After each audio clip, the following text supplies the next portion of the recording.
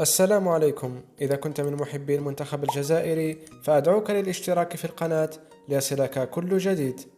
تشهد بطولة كأس العالم اليوم مباراة منتظرة من طرف الجزائريين منذ مدة طويلة، وهي مباراة المنتخب البرازيلي والمنتخب الكاميروني الذي أصبح العدو الأول للجزائريين. ومع بداية المباراة صنعت الجماهير الجزائرية الحدث، وهذا مع بداية النشيد الوطني لمنتخب الكاميرون، حيث قامت باستفزاز الجماهير الكاميرونية واللاعبين، وهذا بإطلاق صافرات مع نشيدهم الوطني. وهذا ما جعل إيتو ومدرب المنتخب الكاميروني يغضبون كثيرا لهذا التصرف، حيث ظهرت علامات الغضب على وجوههم.